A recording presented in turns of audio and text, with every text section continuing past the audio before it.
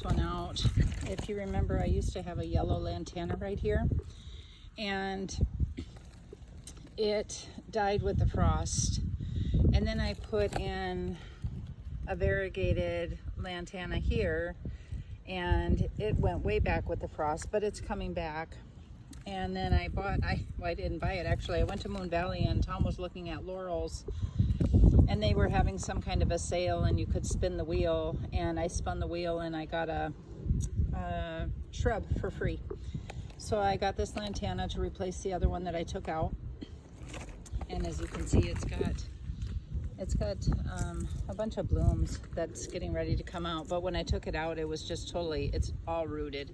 It wasn't root bound, but you could feel the squishiness of the roots in the soil. So it really needed to get out of that pot. It was drying out really fast. So we did that. And then this soil is absolutely saturated. It's just so wet. And we have this drip line in here. This one is emitting too much water because right now we have to get a whole new zone for shrubs and a different one for trees. But right now the shrubs and the trees are running on the same zone. So they're getting way too much water. So I'm going to put this little bubbler on here instead. I'm going to cut this off and I'm going to put the bubbler on.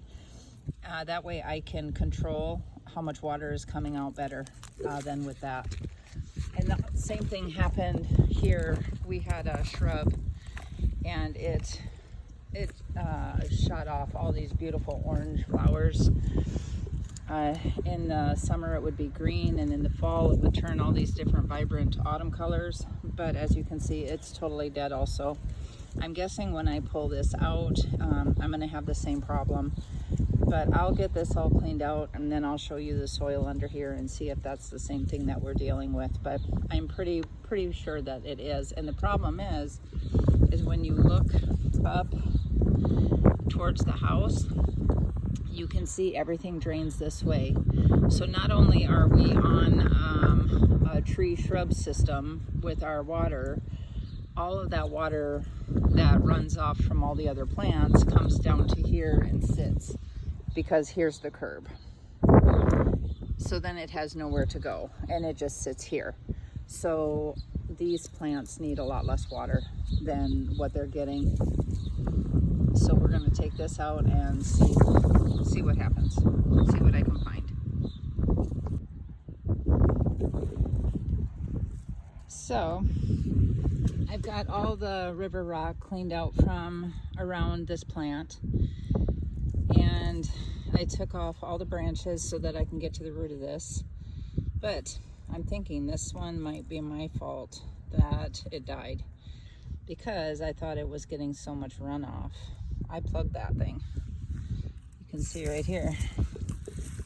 I put a goof plug on there and there's not another line running. But then I pull this up and I see all of this. So what do I do if this is still root rotted and getting too much water, even after there's no other water going to it at all? No, we'll keep digging and see what we can come up with.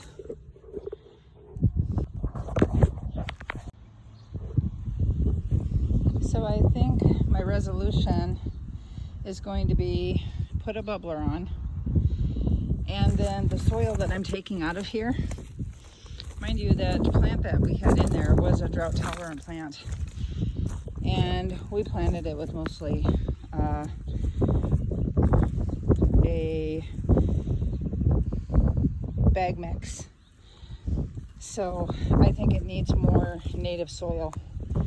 So what I'm going to do is go in the back and screen some dirt and mix more native soil into this mix before I go putting that plant in here, because that is also a desert plant and it will not do well with this soil. It's going to need a little bit more of the native soil. So I am going to go screen a little bit of dirt, probably about a bucket full, about the size of that bucket, and mix it in with this dirt before I go putting it into that hole.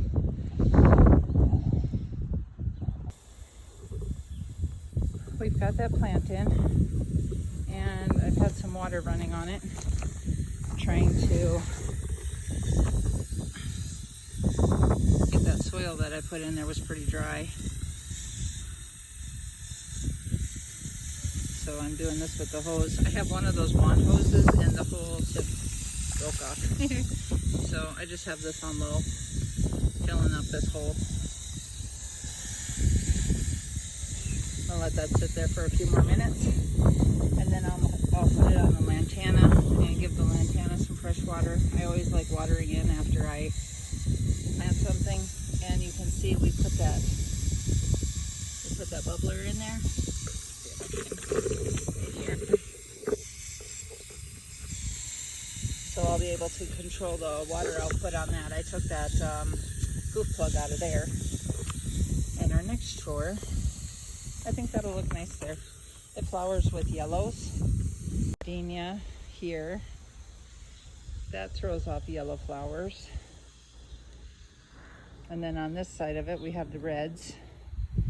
And then here is where we're going to have that magnolia tree that's going to have the whites. So it's going to be surrounded by yellow and reds, and then that white, and then the variegated lantana. So while I'm waiting for the lantana to finish watering, I'm cleaning up this little area that we planted together with the annuals. Deadheading. Guys, do you have any idea what that is? Is that a weed? Is that a flower? Is that a tree? I just don't know. I don't want to pull it out until I do. Then I was taking these and I was doing them one by one, snipping them off, these guys here. And then I found out that I could just go in here and get down to where they turn from. Oh, that's not one. This one's deadhead. If you want more produce, or if you want more flowers, you need to deadhead your plants. You have to take off the dead bushes or the dead flowers in order to get new blooms. So I got those two done. So let me show you what I was saying. Right here, where you got the flower and then you got that stem that's all dried out, you can just go down to where it's green. Pop those off.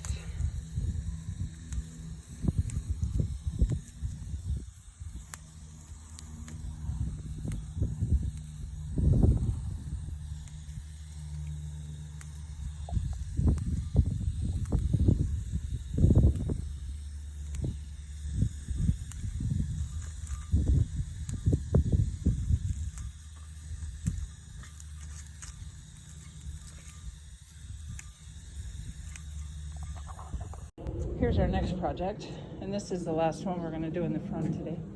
Oh, look.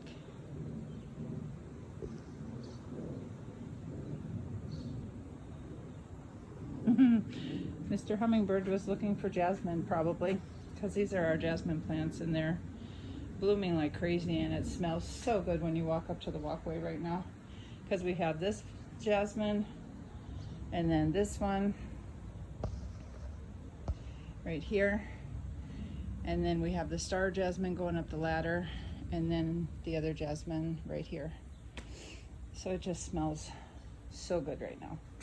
But our hibiscus that we planted here, which was doing so well, has sunk.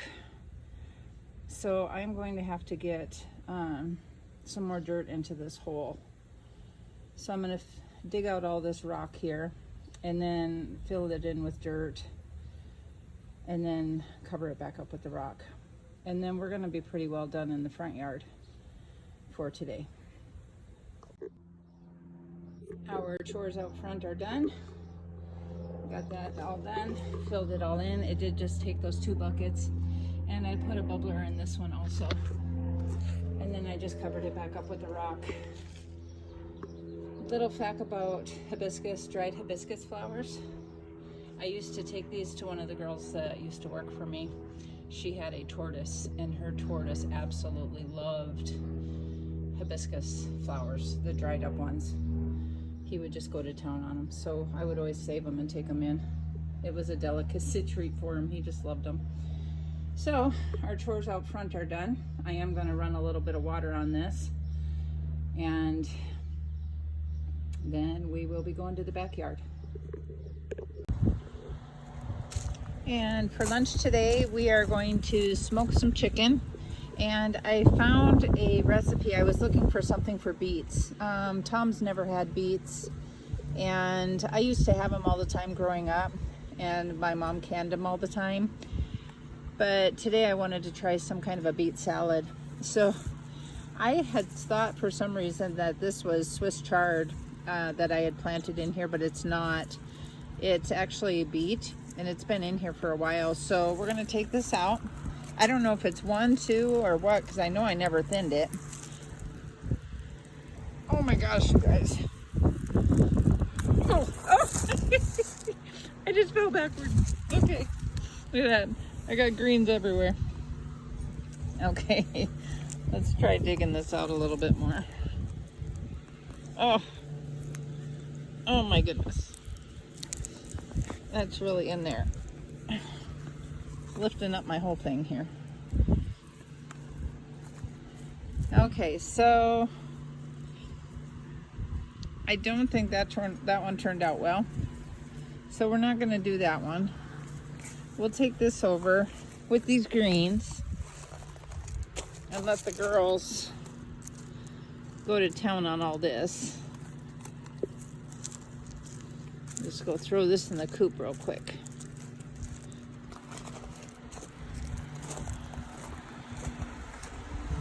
It is really warm out here today.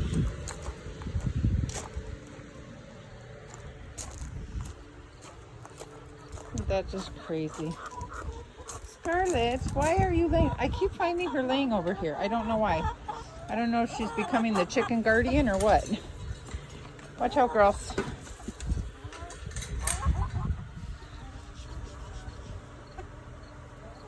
We'll get them some more greens here in a little bit. Okay, we do have more beets, so let's go see if we can find some more.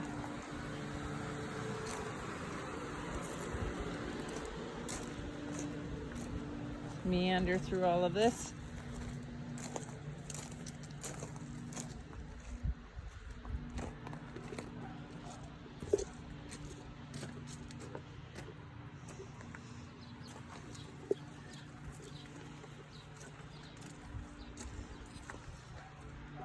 Okay, now this looks better. Okay, look at that one. That one's ready to pull for sure.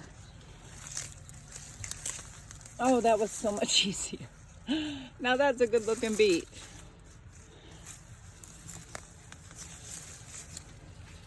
Nothing like going shopping in your garden.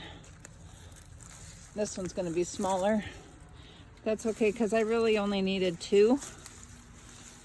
So I needed 2 beets, and I need 2 carrots. So guess where we're gonna get our carrots from? Our garden too. See how they're doing over here. Look at how beautiful they are.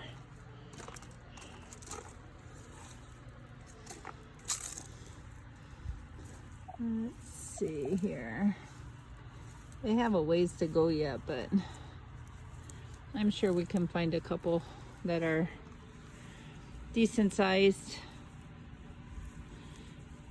This one looks like it's a little bit bigger. Oh, look at that, you guys. Come on. It's got a double head on it.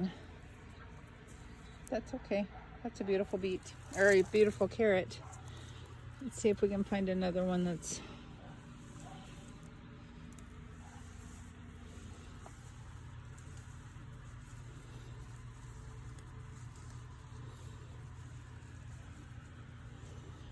I don't feel like a lot of these are ready. We'll go with this one here. What is going on here? Look at that one.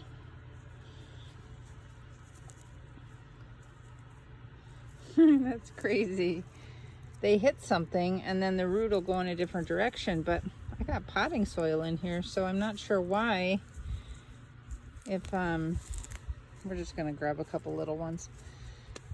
If it's hitting bark, maybe from the compost or something, maybe that's the cause of it. Oh, that one looks beautiful. That's perfect. That's a perfect one. Okay, we'll leave the rest of these alone. So we got our beets, we've got our carrots, and I've got some Honeycrisp apples inside. They usually use Granny Smith apples in this recipe, but I don't have Granny Smith, so we're gonna go with Honeycrisp. I'll see you inside. Now that we've got our ingredients from the garden, we are going to get everything prepped. I already have my salt and my pepper. I have some olive oil sitting here, and I have some honey, and we have an orange. Now, a lot of recipes say to use a lemon, but you can also use an orange. I prefer having a milder flavor instead of a more bitter. And the orange is also going to cut out a bit of the taste of the beet. It's going to bring down the beet taste just a little bit. So I'm going to cut this in half. They didn't have the navels at the store this morning, so we got caracaras. So those are going to be good also. Scarlett. Excuse me.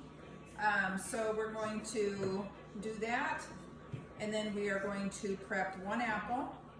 Now you can put whatever you want in here. If you want 4 beets, if you want 6 beets, you know, you just add what you want in it. It's per your taste. I'm doing 1 apple. And then as you could see, my carrots are still rather small, so I don't want to be picking carrots that aren't quite ready yet. So I also had some baby carrots in the fridge that I needed to use up anyway. So I've got those ready to go. And then since my beets are organic, I don't need to peel them. So I'm just going to cut off the tops and the bottoms. And then I'm going to cut them in half.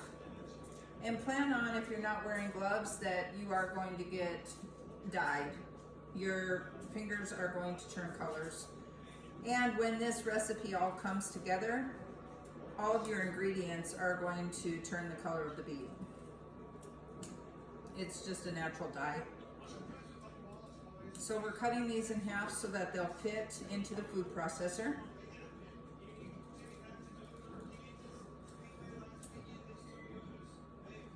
Get that inside of that. Isn't that beautiful? I haven't had beets in a very long time. We had them so much at home that I didn't even want to eat them for a long time. But I grew a few in the garden just to see if I am past that. To see if I have a desire to eat them now. I guess we'll find out. And same with my carrots. I don't have to peel them. I just have to cut off the tops and the bottoms and make sure that there's no long hairs in them, because they're all organic and nothing has been sprayed on those. And they've all been washed. So now we can throw everything into our food processor. You can do this with a grater if you want to, if you don't have a food processor, but it's just a lot faster if you have a food processor.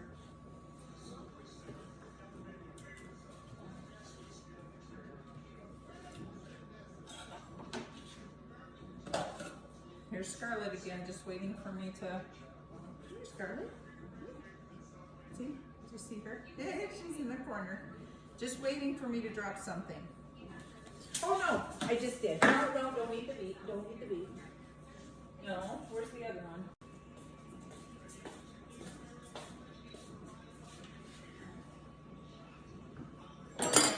Scarlett got half the beet. We're back. We're going to start shredding.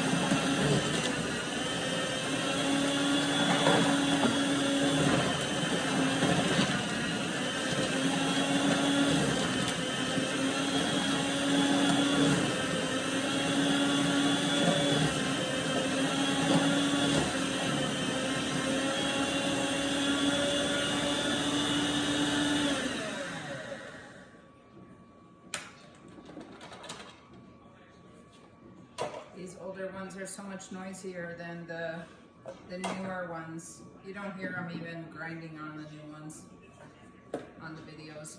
So here's all of our stuff. I am putting it in a bigger bowl to start, and then I'll mix it all up, and then I'll put it in the smaller bowl.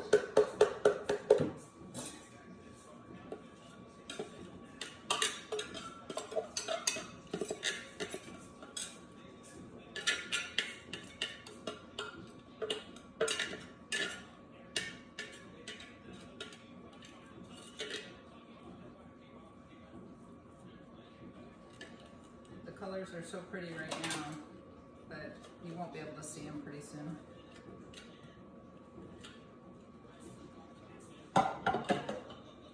Okay, then we are going to do that orange.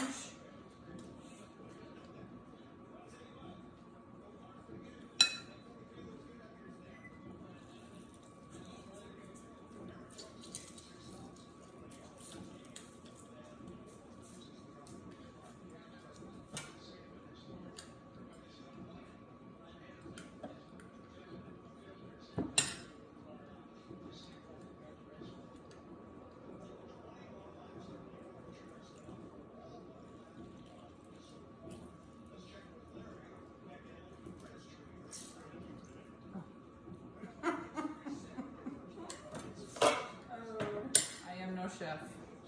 Okay, then we're putting in our oil. We're putting in our honey.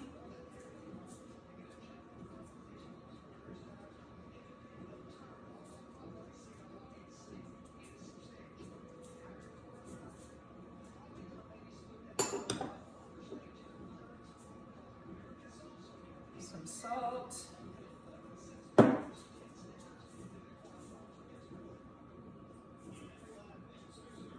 Some pepper.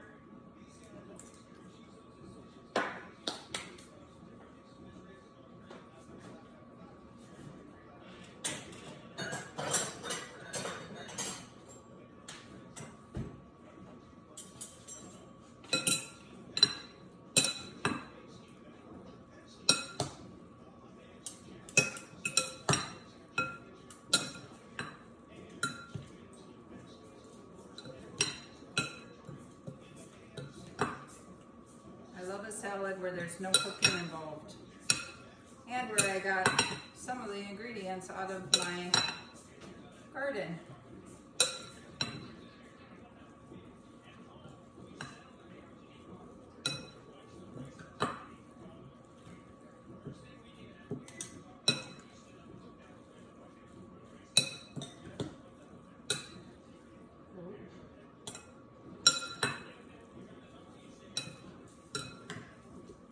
And then we're going to be smoking some chicken. So this is going to go into the refrigerator so those juices can absorb together. So in the next hour, this is going to be really nicely combined. For now, I'm going to put it into this serving dish.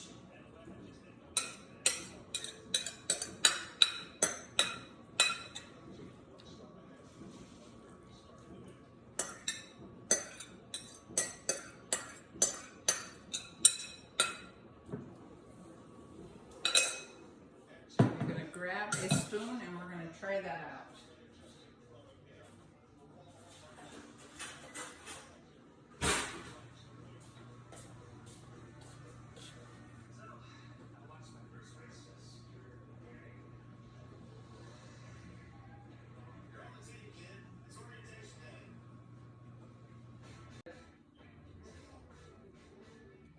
Once all of those flavors melt together, once it's been sitting for a little while, I'm sure it'll be great.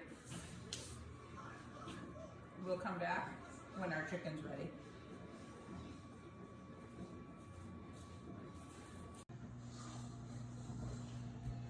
Here is our lunch / dinner. We have scalloped potatoes with smoked chicken, our beet salad with the apples and carrots, and a roll. I do suggest letting those flavors meld together, it does make a difference. And I hope you're able to try that out. It is a very good recipe. Take care.